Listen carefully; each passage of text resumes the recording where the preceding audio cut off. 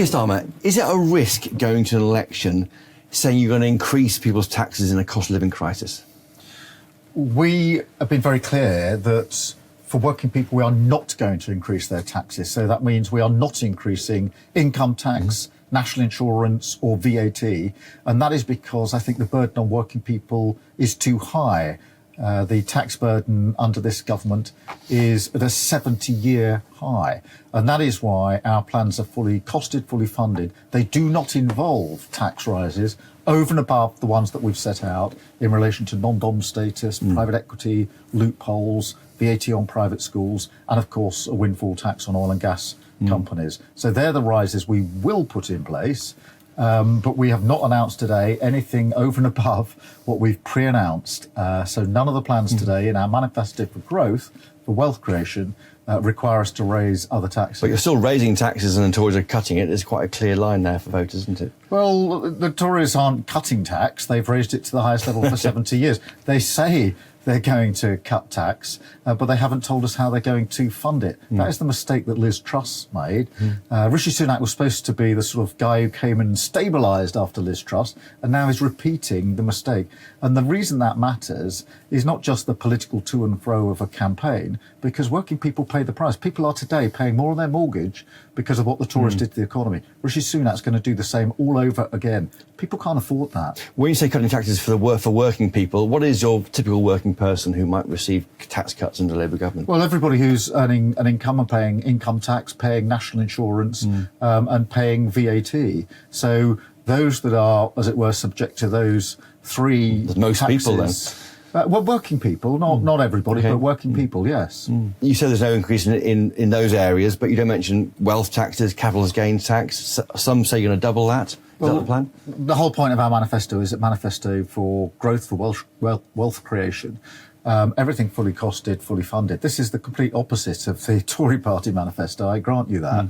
But we've set out, therefore, what it will cost, the funding is.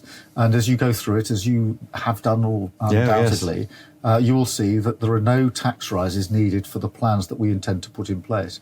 And I understand why, all of the questions in this campaign so far have been about tax and spend. I reject the argument that that's the only way you can actually take our country forward. Our plan is for growth, for wealth creation, for the simple reason that if we had growth in the last 14 years under this government, at the same rate as we did under the last Labour government, we'd have tens of billions of pounds for our public services without raising And if tax. growth doesn't happen, like it's not at the moment, then what?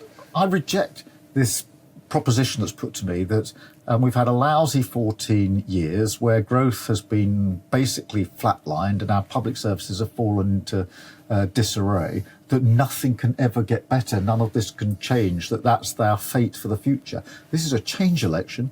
I've confidently put forward a plan which is 4 years in the making, lots of engagement with business and others who will deliver it with us. Changing the planning rules, setting up a national wealth fund, setting up GB Energy, getting our waiting list down. These are structural changes that will bring about the growth that we need. This is a change election, and we're going to turn our back on this sort of defeatism that nothing can get better in this country. I do not accept that.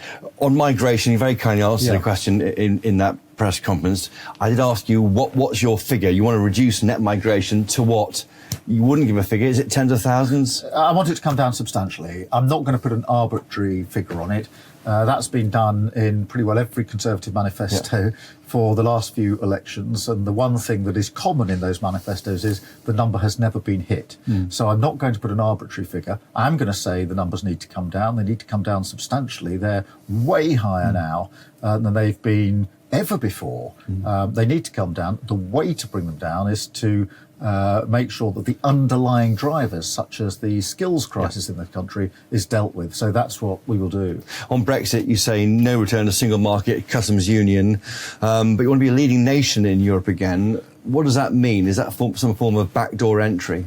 It means a better deal than the botched deal we've got with the EU, which isn't really working for anyone. So that's improved trading relations, so it makes it easier to trade for our businesses. That'll be very well received. I also want us to work more closely on research and development and education. And the other area that's very important is defence and security, which in light of what's happened in Ukraine is obviously a very pressing issue. And I think that we can have a closer alignment there. And not undermine NATO by doing that. No. Because NATO might think that's what we do. I've talked to NATO about this and how we would work both in NATO and with improvements in security across Europe. I think they would welcome that. We have a very big contribution to make when it comes to defence and security as the UK. Looking at last night's debate with Sky News, the crowd laughed when he said your dad's a toolmaker. Why is that? Do you think you've got nothing more to say? Are they getting tired of the same comment? Let me directly address you on that. My dad worked in a factory all his life. He felt people disrespected him. And that's not happening with the laughing. I do want to see this through, because it actually hit a nerve last night. Yeah. Because he felt that in the usual conversation, when someone says, what do you do for a living, socially, he would say, I work in a factory.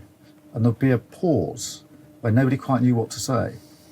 And he felt really disrespected. It caused him in his life to withdraw from social engagements. He didn't do it much later in life because it was raw to him that he should be disrespected because he worked in a factory. So when someone laughed last night, my dad would have turned in his grave. Was that a bit of snobbishness towards your dad, do you think? I don't know what caused someone to laugh. No. But if you're laughing at someone because they work in a factory, then that is the one thing that I think had a massive impact on someone like my dad, the disrespect. And it's in me. You can see I'm angry about it. I'm frustrated because I will never allow that sort of disrespect for working people to be any part of my plans, any part of the Britain that I want as the future.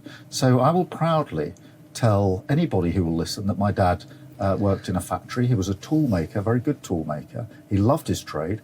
My mum was a nurse, and she loved being a nurse, and we didn't have a lot of money. And I'm proud of what my parents did.